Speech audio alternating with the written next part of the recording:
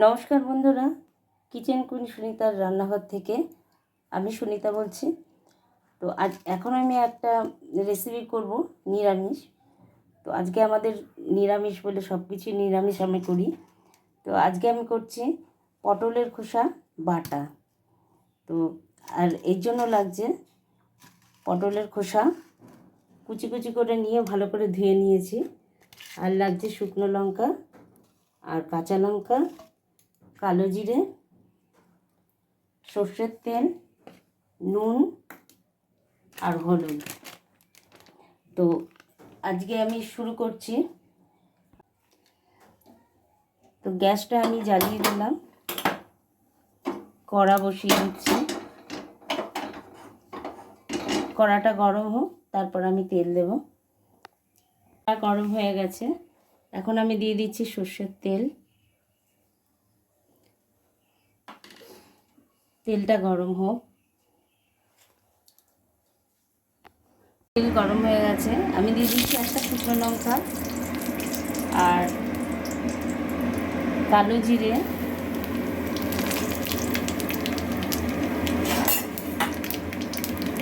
শুকনো লঙ্কাটা একটু ভাজা হলে দিয়ে দেবো পটলের খোসা।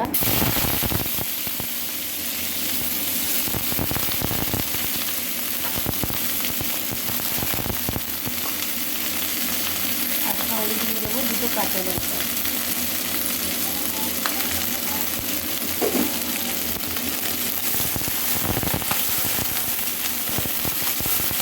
এখন দিয়ে দেবো একটু নুন,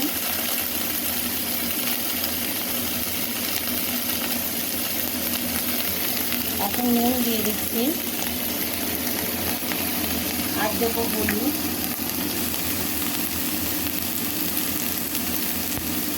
তো এবার এটাকে ভালো করে ভাজতে দেবো। একটু সেদ্ধ হওয়া দরকার, না হলে ভালো করে বাটা যাবে না। তো খোসাটা একটু ভাজা ভাজা হয়ে গেছে, এরপর আমি একটু পোস্ত দিলাম।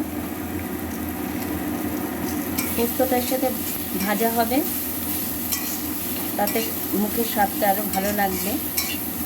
পোস্ত বাটা, পটল খোসা বাটা একসাথে বাটলে খুব ভালো লাগে, একসাথে খেতেও ভালো লাগে বেশ।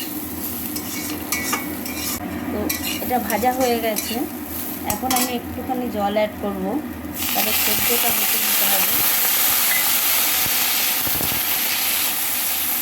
এবার জলটা দিয়ে আমি একটু ঢেকে দেবো, খোসাগুলো তাহলে একটু সেদ্ধ হবে। সেদ্ধ হলে বাটতেও খুব ভালো লাগবে, ভালোভাবে এটাকে বাটাও যাবে। তো এখন আমি একটু ঢেকে দিচ্ছি, 5 মিনিট বাদে আবার ফিরে আসবো।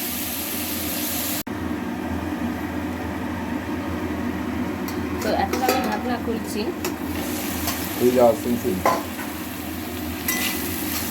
এখন এই খোসাটা খুব ভালো করে ভাজা হয়ে গেছে। তো এখন একটু চিনি দিতে হবে, মিষ্টি মিষ্টি ভাব, তাহলে ভালো লাগবে।